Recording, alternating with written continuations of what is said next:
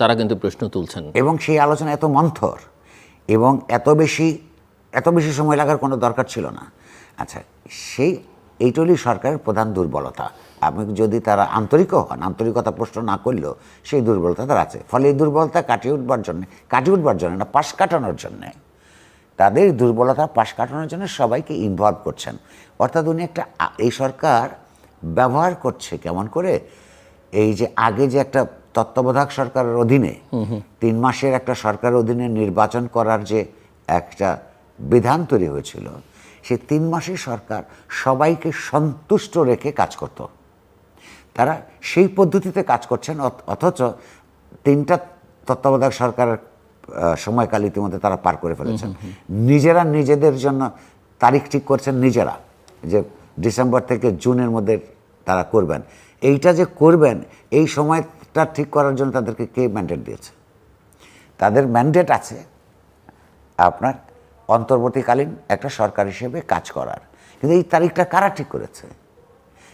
এখন ওনারা আলাপ করছেন রাজনৈতিক স্টেক হোল্ডারদের সঙ্গে, কিন্তু তাদের সঙ্গে আলাপ করে তো তারিখ ঠিক করেন না, ওটা নিজেরাই করেছেন, কিন্তু সবাই এটা মেনে নিয়েছে। কিন্তু তাহলে যদি আপনি 1.5 বছর এখানে থাকেন, ফাইন, আপনাদেরকে কেউ পদত্যাগ করতে বলে নাই এখনো, কিন্তু এই 1.5 বছরের কাজ আর 3 মাসের কাজ তো এক না। একটা সাধারণ আগেকার সাংবিধানিক তত্ত্বাবধায়ক সরকারের কাজ সাধারণভাবে শুধু একটা নির্বাচন অনুষ্ঠান করা ছিল। তা আপনি তো নিজের টেনিউর ঠিক করেছেন 1.5 বছরের এখনো পর্যন্ত। তো 1.5 বছরের তা আরও কিছু কাজ থাকবে, আরও কিছু বাস্তবায়নের জন্য রেডি অথবা বাস্তবায়ন হবে, এইগুলো তো দেখানোর ব্যাপার আছে, সেটা আমরা দেখছি না। আপনি যে সাফল্যের কথা, ওইটা তার দুর্বলতা। শক্তি একটাই, মানুষ এখনও তাদেরকে পদত্যাগ করতে বলে নাই। আর বিশেষত যেটা নিয়ে মানুষ খুব দুশ্চিন্তাগ্রস্ত ছিল, ওই বিশেষত রোজার সময় দ্রব্যমূল্য তারা নিয়ন্ত্রণ করতে পেরেছে, এটা তার সাফল্য। কিন্তু রোজার পরপরই, কিন্তু ঈদের পরপরই কয়েক সপ্তাহের মধ্যেই কিন্তু ইতিমধ্যে বাজার দর অনেক কিছুর ঊর্ধ্বগতি তৈরি হয়েছে। কিছু ক্ষেত্রে ধরুন কৃত্রিমভাবে, অর্থাৎ মার্কেটের যে নিজস্ব নিয়ম, সেই নিয়মের মধ্যে আওয়ামী লীগ আমলে এক ধরনের সিন্ডিকেট তৈরি করে সেইটাকে যেমন দাম বাড়ানো হতো এবং সেই থেকে প্রফিট করা হতো, এইখানে আবার আরেক ধরনের কিন্তু একটা কৃত্রিমতা আমরা লক্ষ্য করেছি। আমি একটা উদাহরণ দিই, আলু কোল্ড স্টোরেজে রাখার জন্যে কৃষকদের এইবারের সুযোগ সীমাবদ্ধ করে দেওয়া হয়েছে সরকারি সিদ্ধান্ত নিয়ে। ফলে কিছু কিছু ক্ষেত্রে আলুর যে উৎপাদন খরচ, সেই উৎপাদন খরচের নিচে গিয়ে কৃষকদেরকে আলু বিক্রি করতে হয়েছে। তো যেহেতু আপনার সংরক্ষণ করার কোল্ড স্টোরেজের ক্ষেত্রে আপনি সীমিত করেছেন, তো ফলে সেগুলো রাখবে কোথায়? তো পচনশীল, তো বাজারে ছেড়ে দিয়েছে। সাপ্লাই বেশি থাকার কারণে দাম কমলো। কিন্তু এটা আগামী বছর কি হবে? কৃষক যদি সিদ্ধান্ত নেয় যে এরকম একটা ব্যবস্থার মধ্যে আমি যথেষ্ট পরিমাণ লাভ হওয়া তো দূরের কথা, আমার উৎপাদন খরচের নিচে যদি আলু বিক্রি করতে হয় বা যে কোনো পণ্য ফর দ্যাট ম্যাটার, সেই ক্ষেত্রে তো সামনের বছর উৎপাদন ব্যাহত হবে। ফলে একটা হলো পপুলিস্ট কাজ, মানুষ এটা চেয়েছে, কিন্তু এটা যে পদ্ধতিতে সরকার করছে সেইটার তো ক্ষতিকর একটা ভবিষ্যৎ আছে। তো প্রশ্নটা হচ্ছে যে এখানে সরকারের দিক থেকে কিন্তু আমরা গণতন্ত্র নাই বলে তো গণঅভ্যুত্থান হচ্ছে। তো গণতান্ত্রিক সরকারের একটা প্রধান কাজ হচ্ছে তো অ্যাকাউন্টেবিলিটি রাখা। এই সরকার আসলে কার কাছে অ্যাকাউন্টেবল, কোন পরিসরে অ্যাকাউন্টেবল, এগুলো তো ঠিক নেই। অথচ 1.5 বছর টাইম নিয়েছেন। কোনো না কোনো ফর্মে এক ধরনের অ্যাকাউন্টেবিলিটি পিপলের কাছে, তার জন্য একটা ফোরাম থাকতে হবে, তো সে তো নাই। তো সেই ক্ষেত্রে সংবাদ মাধ্যম সেই কাজটা সরকারের পক্ষ থেকে করতে পারে যদি সরকার রেগুলার ব্রিফ করে। কিন্তু সরকারের নিয়োগের মধ্যে, সরকারের পলিসি নির্মাণের মধ্যে তারাই কয়েকজন লোক মিলেই যা করছে, সেটা ন্যায্যতা কি, এটা পাবলিক ফোরামে আলাপ হচ্ছে না। ফলে সরকারের দিক থেকে জনগণের বিপদ কিন্তু ওইটা, তাকে কারো কাছে জবাবদিহি করতে হচ্ছে না। আর এইটা নিজের থেকে উপলব্ধি করে সিদ্ধান্তগুলো গ্রহণ করে বা গ্রহণ করার অব্যবহতি পূর্বে তার সরকারকে জানাচ্ছেও না। তো এটা কিন্তু আরেক ধরনের ডিক্টেটরিলে চলছে। এগুলি নিয়ে কিন্তু কথাবার্তা উঠবে আরও।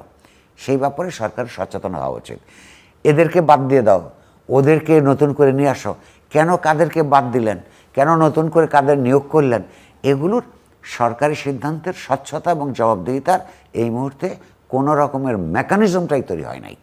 সে কারণেই আর যেহেতু তাদের কোনো সামষ্টিক রাজনৈতিক কর্মসূচি নাই, সামষ্টিক আপনার গণতান্ত্রিক সংস্কারের দর্শন নাই, ফলে এদের উপর বেশি দিন নির্ভর করার কোনো সুযোগ নাই, বিপজ্জনক। এমনিতে যেটি আপনি বলছিলেন ওই যে কাকে নিয়ে আসা হচ্ছে, কাকে সরিয়ে দেওয়া হচ্ছে, দেশের আইন শৃঙ্খলা পরিস্থিতি নিয়ে একদম শুরু থেকেই উদ্বেগ আছে, এবং আপনি কি মনে করেন কিনা যে এই 8 মাসে আসলে পরিস্থিতিটা নিয়ন্ত্রণের মধ্যে নিয়ে আসা উচিত ছিল, এবং বিশেষ করে পুলিশের যে ভেতরকার যে সংকট, বা তারা এখনও আসলে ঠিক মনোবলের দিক থেকে, নৈতিক দিক থেকে খুব একটা ক্রিয়াশীল না সেই জায়গায়, এবং আমরা এখনও জানি যে পুলিশের অনেক গুরুত্বপূর্ণ পদ ফাঁকা রয়েছে, অনেকে সরিয়ে দেওয়া হচ্ছে, কিন্তু ওই জায়গাগুলো পূরণ করা বা সেই জায়গায় নতুন লোক নিয়ে, যে দেখুন এখানেও সরকার একটা শৈথিল্যটা কোন পর্যায়ে আছে। সাধারণভাবে আমি বলবো যে অগাস্ট সেপ্টেম্বর মাসে সরকারের পতনের পর আইন শৃঙ্খলার যে খারাপ অবস্থা ছিল, তা থেকে আস্তে আস্তে ধীরে ধীরে হলেও একটু উন্নতর অবস্থায় আমরা গেছি। কিন্তু ওই দুইটা সমস্যা, এবং সরকার যে দুইটা কথা বলে, এই দুইটা কথা এখনও পর্যন্ত সঠিক, এই অর্থে যে সরকারের ভিতরে 15 বছর ধরে বা তারও আগের সময় থেকে যে দলীয়করণ হয়েছে, কারণ সরকারি বিরোধী দলীয় আন্দোলন আপনার তারপরে সমাজের ডিসেন্টিং ভিউজ দমন করবার জন্য সমস্ত আইন প্রয়োগকারী সংস্থাগুলোর নেতৃত্বকে দলীয় আপনার আনুগত্যের ভিত্তিতে নিয়োগ করেছিল, তারা এই বাহিনীগুলি এভাবে সাজিয়েছিল। তো সেইটার তো প্রায় সমস্তটা অটুট আছে, এইটার দিকে কাজ করানো কঠিন, এই কথার সত্য। দ্বিতীয় হচ্ছে যে তারপরে তাদেরকে যেই ভয়ঙ্করভাবে জনগণের বিরুদ্ধে ব্যবহার করেছে আওয়ামী লীগ সরকার, তো এবং তার কারণে পুলিশের প্রতি মানুষের যে নেতিবাচক দৃষ্টিভঙ্গি তৈরি হয়েছে, সেখানে তার নৈতিকতা, যেটাকে মোরাল, এটা নষ্ট হয়েছে, দুইটাই সত্য।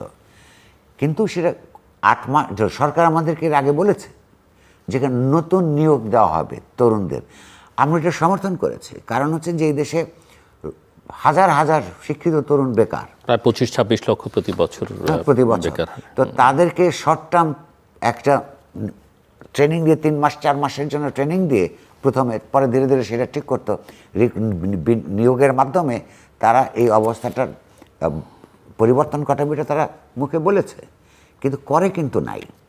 আপনি লক্ষ্য করুন আরও একটা ব্যাপারে, সরকার অনেকগুলি কথা দিয়েও রাজনৈতিক দলের চাইতেও খারাপ অবস্থা কিন্তু তার প্রতিশ্রুতি বাস্তবায়নের অবস্থা। প্রথমে কিন্তু বলেছিল ভারতের সঙ্গে এবং প্রয়োজনে অন্যান্য কতগুলি দেশের সঙ্গে আওয়ামী লীগ যেই ধরনের কতগুলি বৈদেশিক চুক্তি করেছে সেগুলি রিভিউ করবে বলেছিল। আমরা কিন্তু রিভিউ করার কোনো লক্ষণ সেই 8ই অগাস্ট থেকে এই পর্যন্ত দেখি নাই।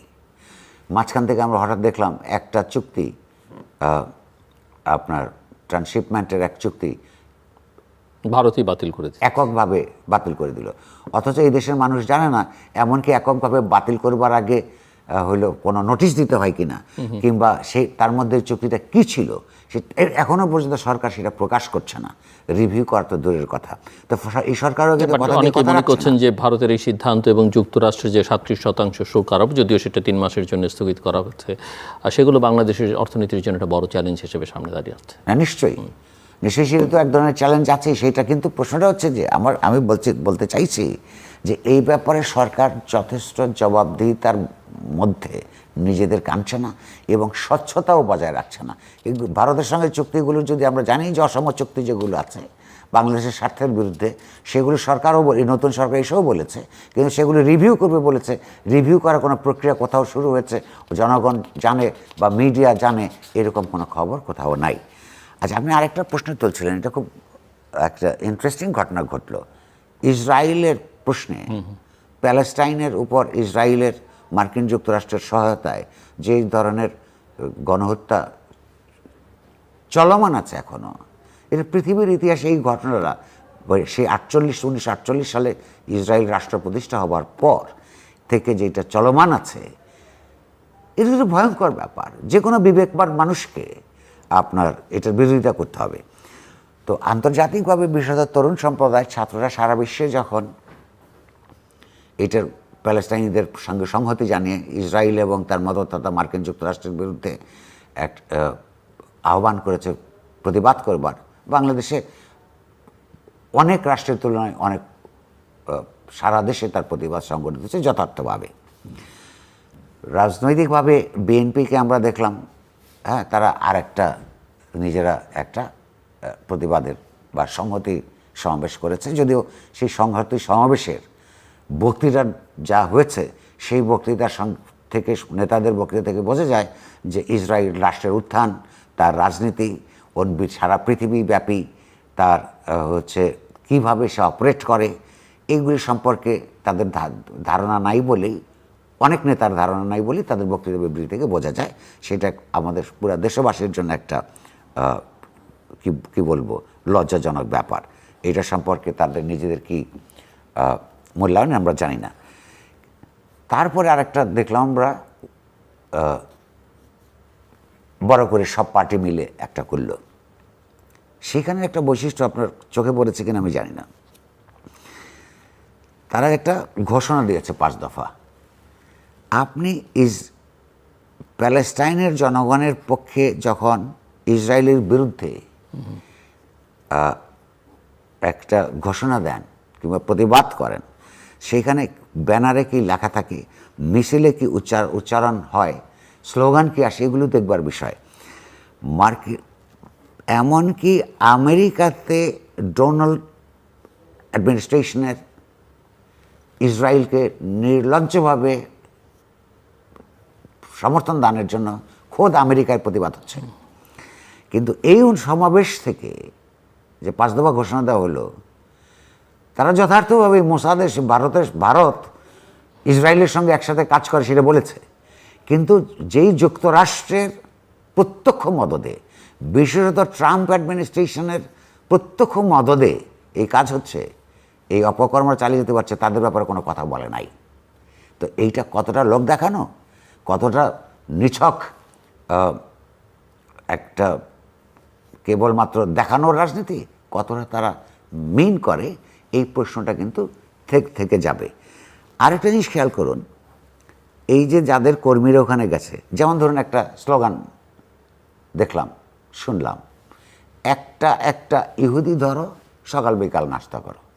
তাহলে এই যে যারা এখানে যে রাজনৈতিক দলগুলো বা সিভিল সোসাইটি গ্রুপের একটা অংশ, তারা যেখানে যারা সংগঠিত করলো, তারা মানে একটা ইহুদি ধর্ম মানে কি, জুডাইজম আর জায়নিজম তো এক জিনিস নয়।